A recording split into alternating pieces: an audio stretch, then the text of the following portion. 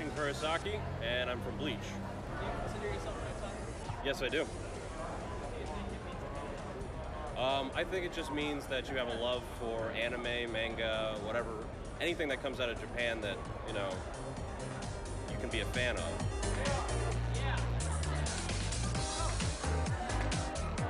An otaku is a very devoted fan, almost an obsessive fan. The derivation of that word is, it's a Japanese word that literally means your house. And so it's an honorific expression for a second person pronoun.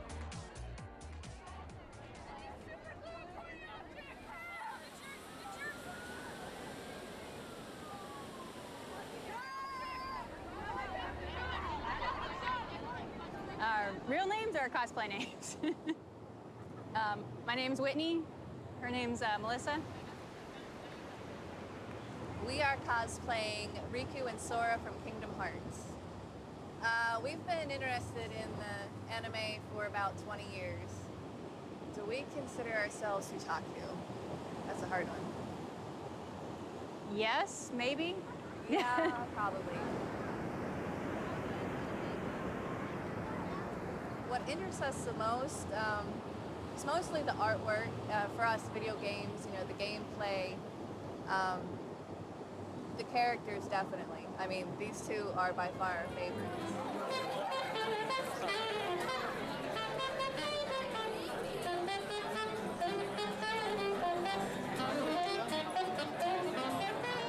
Sailor Venus,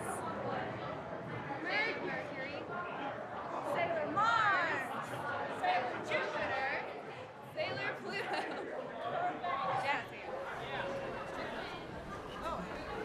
In the late 80s, some of those, exchange students, high school and college exchange students would come back to the United States or Australia or England, and they would be exposed to anime and manga and call themselves otaku. That's where the first usage in the West comes from. And actually, that's when you start having fan conventions appear in the late 80s and early 90s in the West.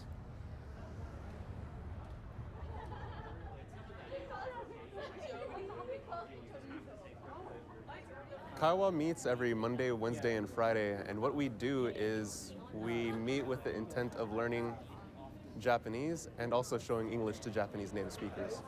We also get a chance to learn about the Japanese culture through talking to the Japanese people, as well as getting to share about our culture in the US. So, I don't know, it's kind of interesting. Personally, I consider myself an otaku. Being an otaku in America is it's kind of more elevated. Like it has become more of a pride type thing. It's like, I'm an otaku, and that's great.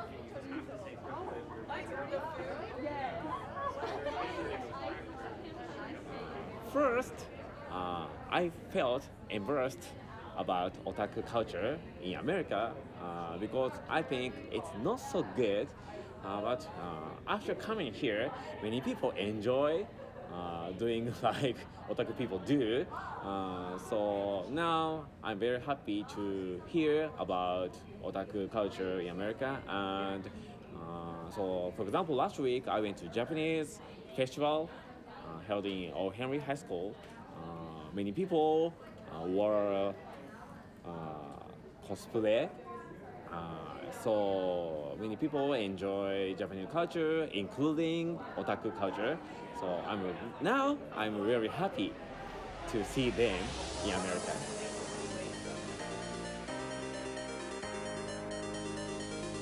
I think it's a very interesting phenomenon for a couple of reasons.